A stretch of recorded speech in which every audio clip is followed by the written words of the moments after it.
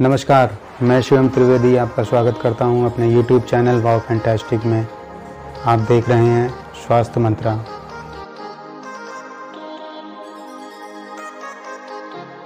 स्वास्थ्य मंत्रा में ये वीडियो आज हम बना रहे हैं कोरोना वायरस के ऊपर। विदेशों में महामारी के दौर सोशल मीडिया में सभी इससे अवगत हैं, सभी कहीं ना कहीं सोशल नेटवर्किंग से जुड़े हुए हैं, सभी देख रहे हैं ब्रिटेन, अमेरिका जैसे देशों का क्या हाल कर दिया है इस महामारी ने। ये महामारी भारत में भी दस्तक दे चुकी है। सरकार ने बहुत ही अथक प्रयास कर रखे हैं।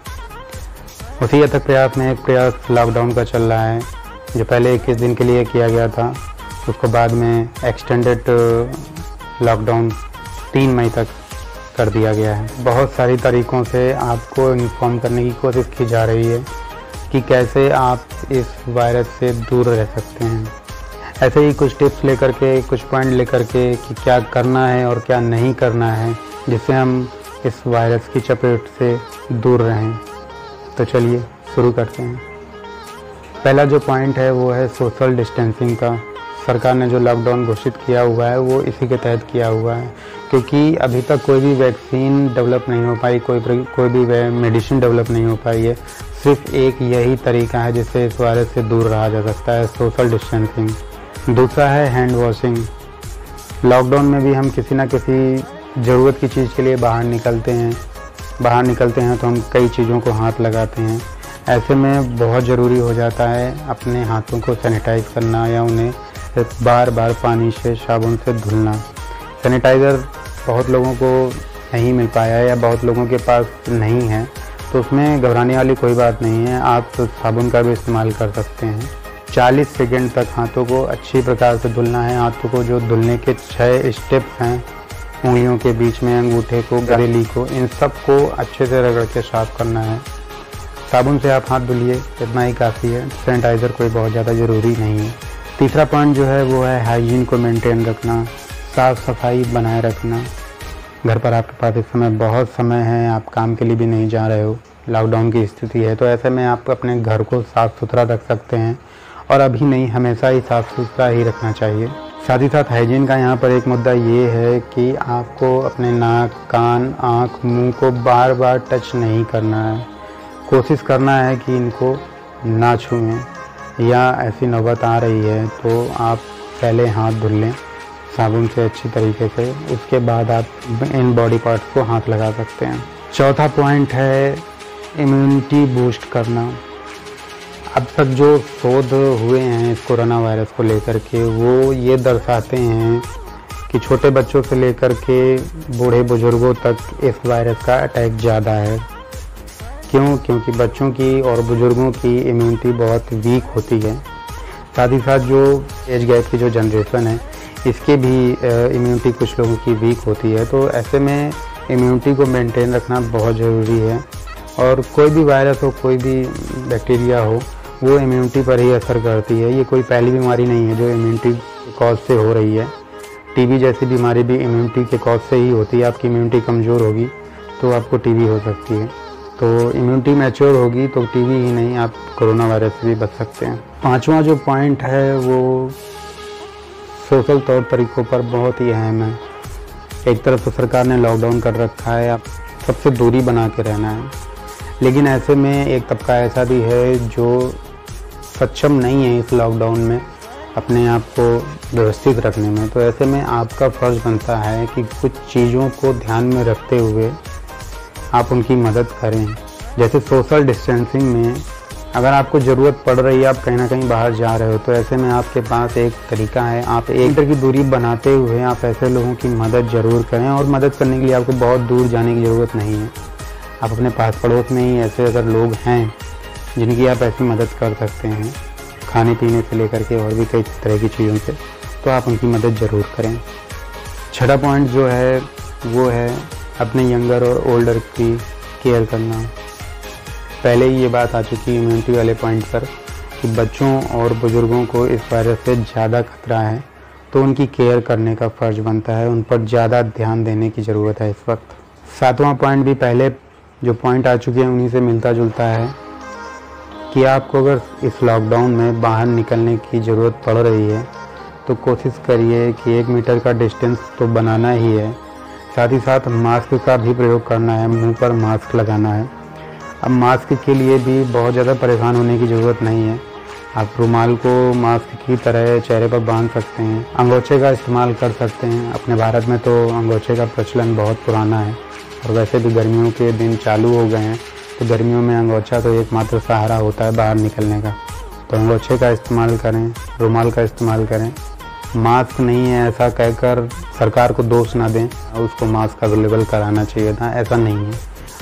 आप घर में भी अगर आपको मास्क बांधने का ही शौक है तो आप घर में किसी कपड़े से बना लें, बहुत ज़्यादा डिफ़िकल्ट नहीं होता है, तो आप इन चीज़ों का प्रयोग कर सकते हैं।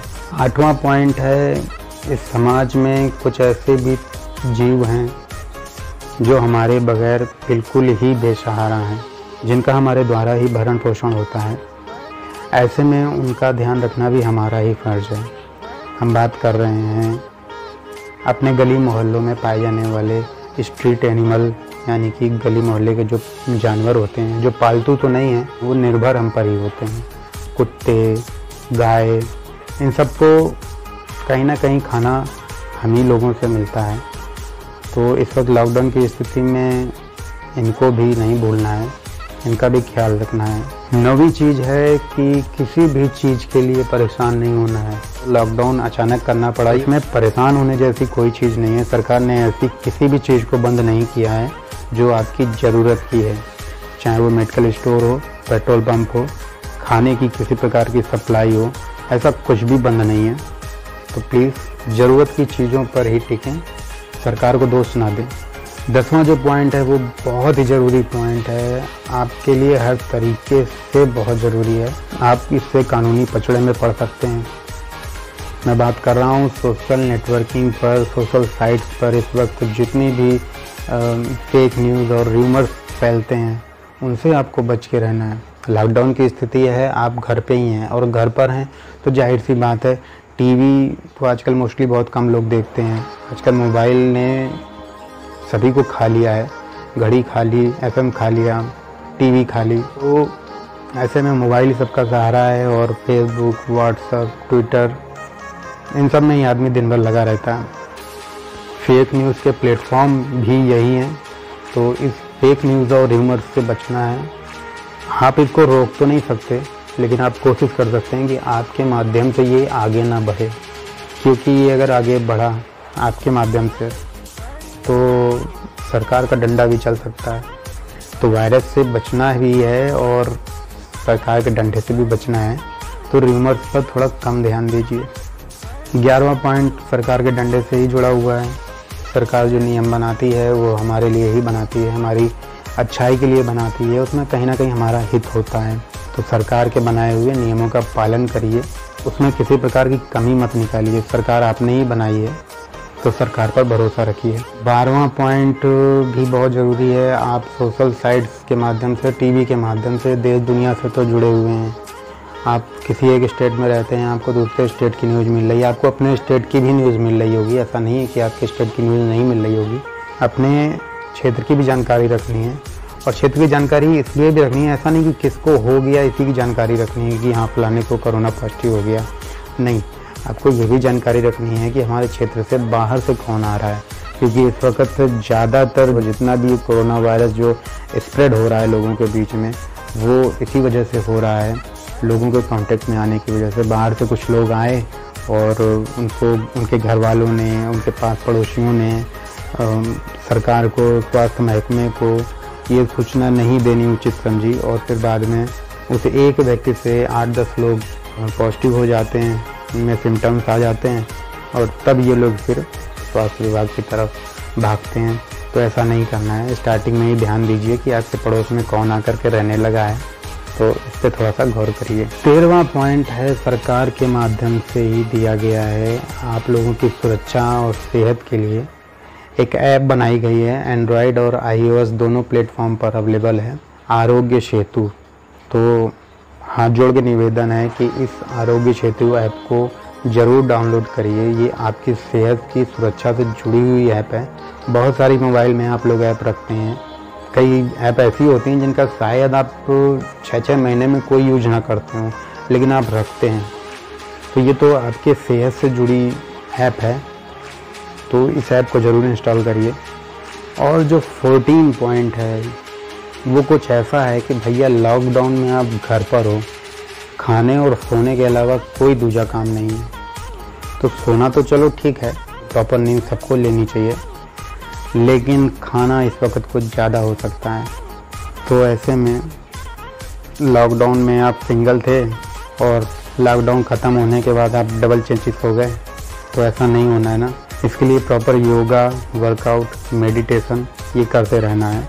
अलग अलग एज ग्रुप के हिसाब से अलग अलग लोगों को अलग अलग चीज़ें पसंद आती हैं। कुछ लोग योगा पसंद करते हैं, कुछ लोग जो जिम वाले होते हैं, जिम तो बंद है, तो वो लोग वर्कआउट घर पे भी कर सकते हैं। बहुत सारी चीज़ें होती हैं जो घर पे करी जा सकती हैं। काफ़ी लोग होते हैं जो मेडिटेशन को प्रेफर करते हैं, तो कुछ भी करिए, सूर्य नमस्कार करिए या डिप्स करिए या कपालभाति, कोई फ़र्क नहीं पड़ता, लेकिन करिए। सेहत आपकी, शरीर आपका है।